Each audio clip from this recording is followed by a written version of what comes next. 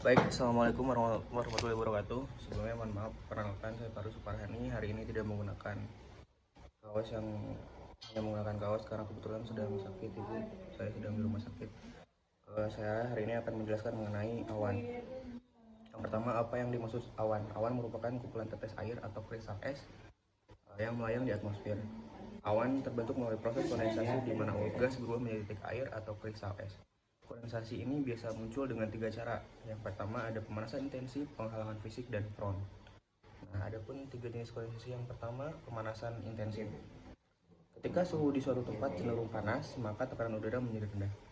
Air menguap dan kondensasi terjadi dengan cepat. Yang kedua ada penghalang fisik.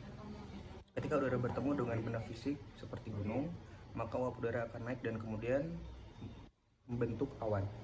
Yang ketiga ada front. Apabila dua massa udara yang berbeda seperti front atau panas dan dingin saling bertemu, maka proses pembentukan awan terjadi di antara keduanya.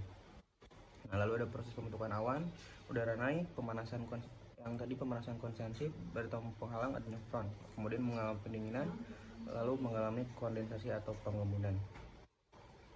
Lalu ada penemu atau awal mula pengelompokan awan.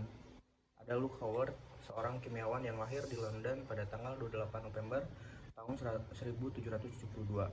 Luke Howard ini merupakan salah satu tokoh yang punya kiprah besar di bidang meteorologi, khususnya awan. Dari pengamatannya, Luke menyimpulkan dari sekian banyak bentuk awan secara umum, semuanya berasal dari 3 bentuk dasar. Bentuk dasarnya diberi nama cirrus, atau yang artinya serat dan rambut. Yang kedua ada cumulus yang artinya tumpukan, dan stratus yang artinya lembaran atau lapisan. Ada tiga bagian awan, ada awan rendah, awan tinggi, tengah, dan awan tinggi. Mari kita bahas satu persatu. Yang pertama awan rendah. Nah, awan rendah ini biasanya memiliki ketinggian kurang dari 2 km dari permukaan tanah, terbagi menjadi stratus, nimbostratus, dan stratocumulus. Nah, adapun awan-awan yang ada di awan rendah ini, yang pertama awan stratus. Bentuk awan stratus yang berlapis-lapis seperti kabut tipis biasa ditemukan di mana saja dengan komposisi berupa kumpulan tetes air.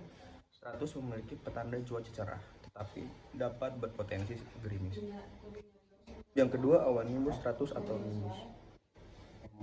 Dalam bahasa Yunani, nimbus berasal dari nimbun, hujan. Awan ini berwarna abu-abu gelap dan terlihat basah.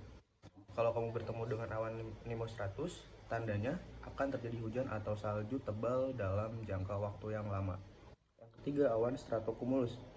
Awan rendah yang terakhir yaitu stratocumulus, yang terdiri dari kumpulan tetesan air, bentuknya bergumpal dan bisa menyebabkan hujan ringan atau tekanan salju.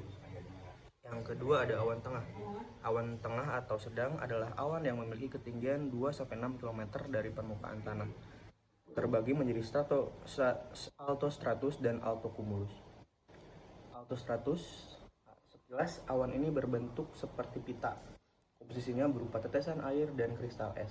Makanya altostratus berpotensi menghasilkan gerimis atau virga, yaitu hujan yang tidak sampai jatuh ke tanah. Yang kedua ada altocumulus.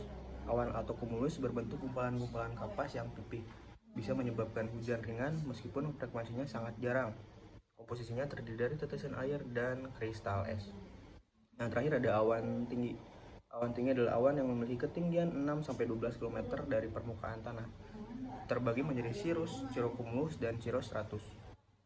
Awan cirrus adalah awan yang komposisi berupa kristal es yang tergores oleh angin, sehingga bentuknya mengkilap dan sering kita temui pada siang hari. Tapi tenang saja, awan ini tidak menimbulkan hujan atau salju. Yang kedua ada cirrocumulus. Sama seperti cirrus, cirrocumulus tidak menyebabkan terjadinya hujan, namun potensi menghasilkan salju pada kondisi tertentu. Terdiri atas kristal es yang membentuk gumpalan melingkar menyerupai sisik ikan. Yang ketiga ada cirrostratus.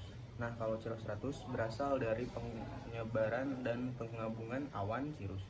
Bentuknya tipis dan sangat halus seperti tidak berpotensi hujan atau salju. Lalu juga ada awan vertikal. Awan vertikal adalah awan yang bisa naik dan bentuknya terlalu berkembang. Awan vertikal dapat berbeda di ketinggian rendah, sedang, atau tinggi. Nah, awan vertikal yang pertama ada cumulus.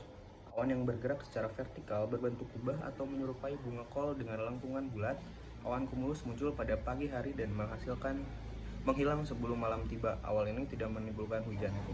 Yang kedua ada cumulonimbus.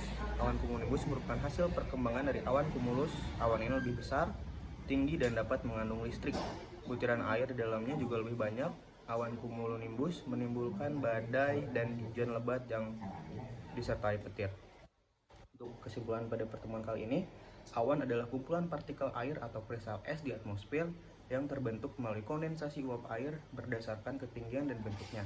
Awan dikelompokkan dalam beberapa jenis utama, ada cirrus, awan tinggi dan tipis, cumulus, awan terbentuk seperti gumpalan kapas, ada stratus, awan lapisan yang menutupi langit, dan nimbostratus, awan yang sering membawa hujan. Setiap jenis awan memberikan indikasi tentang kondisi cuaca dan perubahan atmosfer. Terima kasih. Wassalamualaikum warahmatullahi wabarakatuh.